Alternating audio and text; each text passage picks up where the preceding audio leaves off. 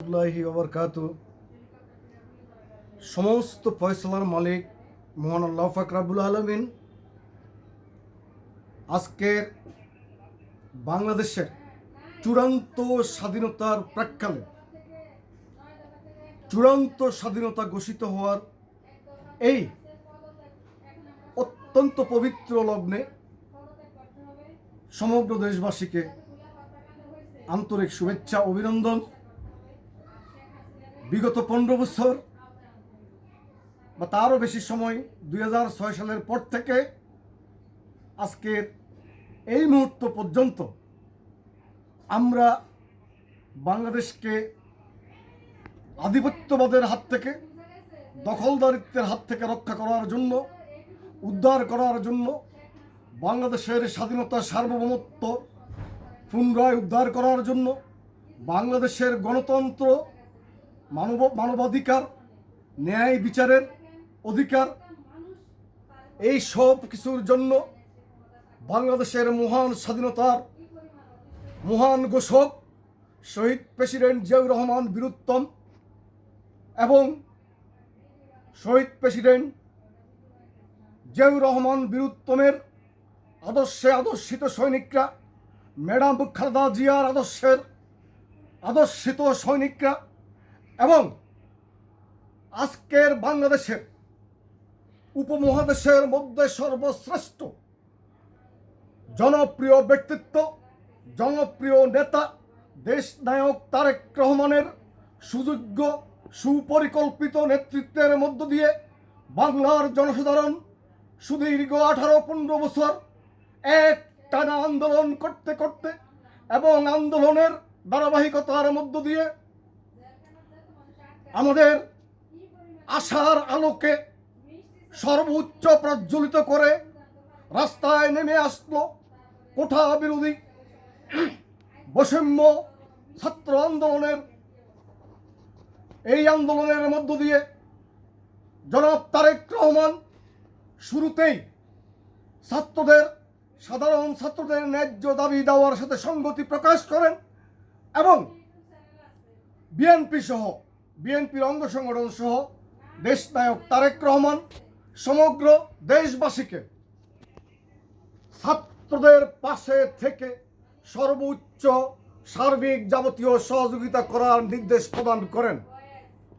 এই নির্দেশনার মধ্য দিয়ে বুলেট, বোমা, গুলি, টিয়ার সেলের ভেদ করে সাধারণ ছাত্রদের সাথে জনগণের সর্বশ্রেণী পেশার মানুষ সম্পৃক্ত হওয়ার মধ্য দিয়ে এবং সর্বশেষ জনাব তারেক রহমানের নির্দেশে বিএনপির মহাসচিব জনাব মির্জা ফখরুল ইসলাম সাহেব সরকার বিরোধী, গণতন্ত্র বিরোধী পেশিবাদী হাসিনাকে পরাজিত করার জন্য, তার পতনের জন্য জনাব তারেক রহমানের নির্দেশে সমগ্র দেশবাসীকে শুধু সমর্থন নয়, কার্যক্ষেত্রে এসে ছাত্রদের সাথে হাতে হাত মিলিয়ে, কাঁধে কাঁধ মিলিয়ে মিছিলে অংশগ্রহণ করার মধ্য দিয়ে, আন্দোলন সংগ্রাম করার মধ্য দিয়ে শেখ হাসিনাকে পদত্যাগ না করা পর্যন্ত রাজপথ থেকে কেউ যেন চলে না যায়।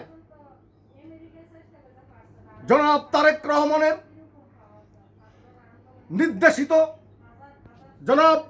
নির্দেশিত হয়ে জনাব মহাসচিব মির্জা ফখরুল ইসলাম আলমগীর সাহেব জাতির উদ্দেশ্যে সমগ্র জাতি, জনগোষ্ঠী, শ্রেণী পেশার মানুষকে আহ্বান করলেন।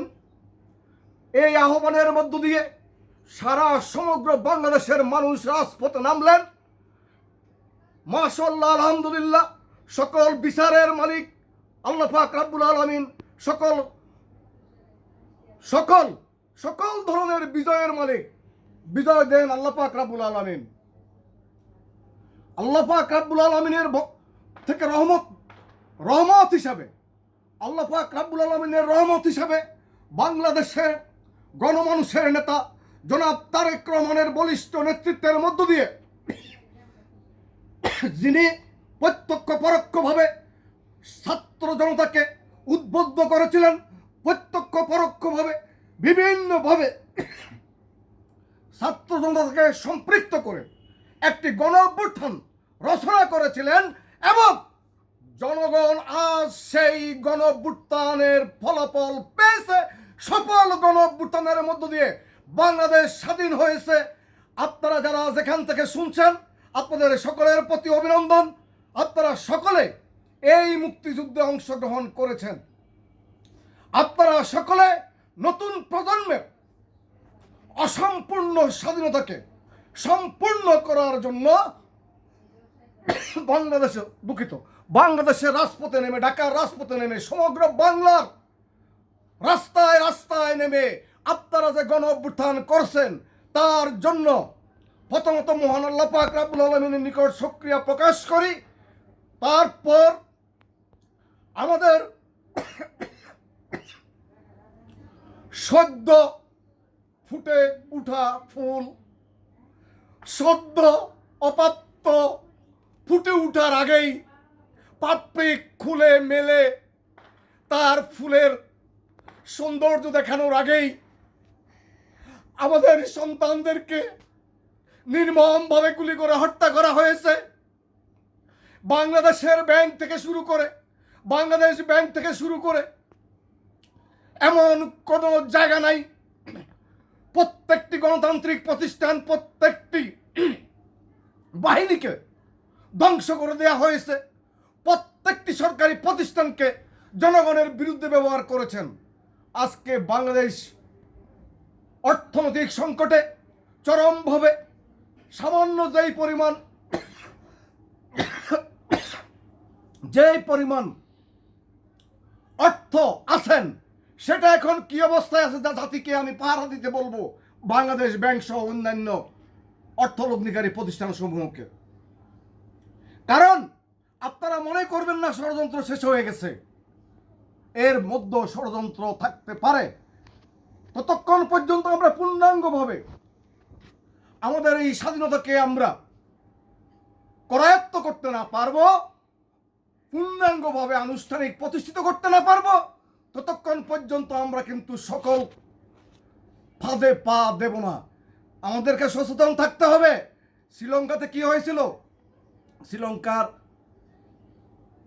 শ্রীলঙ্কার প্রধানমন্ত্রী, প্রেসিডেন্ট এরকম নাটক করে পদত্যাগ করে পালিয়ে গিয়েছিলেন। তারপর কিন্তু আমরা পরবর্তীতে দেখেছি আবার ফিরে এসে একই জায়গায়, আর যারা আন্দোলন করেছে তারা জেল গুলি শিকার হয়েছে। আমরা প্রত্যাশা করব আমাদেরকে আন্দোলনের মাঠ ছেড়ে যাওয়া যাবে না, কেননা শ্রীলঙ্কার মতো সেই পরিস্থিতি যেন না হয় সে ব্যাপারে। কারণ এখনো যারা প্রশাসনের বিভিন্ন জায়গায় বসে আছেন ঘাপটি মেরে, তারা কার সৃষ্টি, কার থেকে সুবিধা নিয়ে জনগণের উপরে গুলি চালিয়েছেন, বিভিন্নভাবে জনগণকে নিগৃহীত করেছেন, নির্যাতিত করেছেন, নিষ্পেষিত করেছেন। দিনের পর দিন আমরা যারা রাজপথে থেকেছি, অথবা জেলে থেকেছি, অথবা পলাতক থেকেছি, আমাদের জীবন থেকে 20টা বছর হারিয়ে গেছে। আমাদের জীবন থেকে, আমাদের যৌবনের যে মুহূর্তে আমরা কাজকর্ম করে আমাদের পারিবারিক জীবনকে আমরা একটা সুন্দর অবস্থার মধ্যে রাখবো, সেই মুহূর্তে আমরা পলাতক অথবা জেল, এমনিভাবে আমাদের জীবন থেকে 18-20 বছর সময় চলে গেছে। কে ফিরিয়ে দিবে আমাদের হারিয়ে যাওয়া 15 থেকে 20 বছর? এদেশের গণমানুষের কাছে একটাই আমার প্রার্থনা, কোনো অবস্থাতেই মিথ্যাকে বিশ্বাস করা যাবে না, সচেতন থাকতে হবে।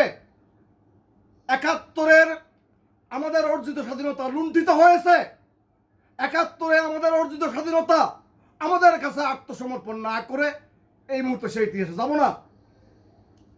আজকে আমাদের ছাত্র জনতা যেই অ্যাচিভমেন্ট, যেই নতুন প্রজন্ম, শত শত নয় হাজার হাজার ছাত্র জনতার রক্তের মধ্য দিয়ে আজকে জন্ম নেয়া যে আমাদের পূর্ণাঙ্গ স্বাধীনতা, এই স্বাধীনতা নিয়ে কেউ কোনোরকম ভিন্ন উদ্দেশ্যে প্রবাহিত করবেন সেই সুযোগ যেন আমরা না দেই, এ ব্যাপারে সচেতন থাকতে হবে। আপনাদের সকলকে আমরা আবারও আন্তরিক শুভেচ্ছা অভিনন্দন জানিয়ে এবং খুব দ্রুত সারা বাংলাদেশে যত রাজনৈতিক বন্দী আছেন সকল রাজনৈতিক বন্দীকে এখন থেকে 2 ঘন্টার মধ্যে মুক্তি দাবি করছি। এখন থেকে 2 ঘন্টার মধ্যে মুক্তি দাবি করছি। সকল রাজবন্দী আগে জেল থেকে আমাদের নেতৃবৃন্দ বেরিয়ে আসুক। আমাদের সকল নেতৃবৃন্দ বেরিয়ে আসার পরে এই স্বৈরাচার বিরোধী, ফ্যাসিজম বিরোধী, ফ্যাসিস্ট বিরোধী, এই ডিক্টেটর বিরোধী আন্দোলনে নির্যাতনের শিকার হয়ে যারা আমাদের এখন জেলে কারাবরণ করছেন, নির্যাতিত হচ্ছেন, এখন থেকে 2 ঘন্টার মধ্যে তাদেরকে মুক্তি দেওয়া না হলে আমরা সন্দেহ করব যে সত্যিকার অর্থে আমরা এখনো স্বাধীন হই নাই। আরো অন্যান্য দাবি আমাদের রয়েছে। পুলিশ যেন রাস্তায় না বাহির হয়, কারণ পুলিশের প্রতি জনগণের ক্ষোভের পরিমাণ এত বেশি, যেই ক্ষোভটা সংঘাত অথবা সহিংসতায় রূপ নিতে পারে। আর্মি যেহেতু রাস্তায় আছে, আপাতত আর্মি রাস্তায় থাকলেই জনগণ সন্তুষ্ট থাকবে আমার মনে হয়। সেই ক্ষেত্রে পুলিশের বাড়াবাড়িতেই গত 15-18টি বছর আমাদের দেশটা ধ্বংস হয়ে গেছে। পুলিশকে ব্যবহার করেই এই স্বৈরাচারী শেখ হাসিনা টিকেছিলেন। কাজেই আমি বলবো, পুলিশও আমাদের ভাই, আমাদের সন্তান। অনেক করেছো তোমরা ভাই, আপাতত সেভে থাকো। কে কতটুকু, কোথায় কতটুকু কে অন্যায় করেছো নেই করেছো সেই বিচার বাংলার মাটিতে হবে। কিন্তু আমি এটাও পাশাপাশি বলতে চাই, বাংলাদেশে কোনো একটি লোক যেন আর খুন, নিহত অথবা হিংসার শিকার না হয়। যদি কেউ অন্যায় করে থাকে, যদি কেউ খুনি হয়, যদি কেউ অর্থ পাচারকারী হয়, যদি কেউ ঘুষখোর এবং বিভিন্নভাবে দেশ জাতি রাষ্ট্রের ক্ষতি করেছেন বলে মনে হয়, তাদেরকে আইনের আওতায় এনে পর্যাপ্ত প্রমাণ সাপেক্ষে আইনানুগভাবে তাদের বিচার করা হবে। অতএব আমরা শান্তিতে বিশ্বাস করি এবং সেই শান্তির জায়গাটি আমরা দ্বিতীয়বার আর বাংলাদেশে নষ্ট হতে দেব না। কিন্তু মনে রাখতে হবে, এই কারণে যে আমরা ঘুমিয়ে পড়বো তাও কিন্তু নয়। আমি আগেই শ্রীলঙ্কার উদাহরণ দিয়েছি। এখন থেকে 3 ঘন্টার মধ্যে বাংলাদেশের গণমানুষের মায়ের মতো যিনি এই স্বৈরাচারী হাসিনার কারাগারে আমাদের আদর্শিক mother of democracy madam Khaleda জিয়াকে দ্রুত চিকিৎসার জন্য বিদেশে প্রেরণ করতে হবে। এখন থেকে 2 ঘন্টার মধ্যে তারেক রহমানের জনাব দেশনায়ক তারেক রহমানের দেশে ফিরে আসার আনুষ্ঠানিক ব্যবস্থার জন্য সবাইকে প্রস্তুত থাকার অনুরোধ করছি। প্রতিটি বাংলার ঢাকা জেলখানা সহ বাংলাদেশের যতটি জেলখানায় যত রাজবন্দী, রাজনৈতিক কর্মী, সমর্থক, ছাত্র জনতা রাজনৈতিক কারণে বন্দী আছেন, তাদের প্রত্যেককে 2 ঘন্টার মধ্যে বের করে দেওয়ার ব্যবস্থা করতে হবে। আপনাদের সকলকে ধন্যবাদ। আবার সুযোগ পেলে কথা বলবো। আসসালামু আলাইকুম ওয়া রাহমাতুল্লাহি ওয়া বারাকাতুহু।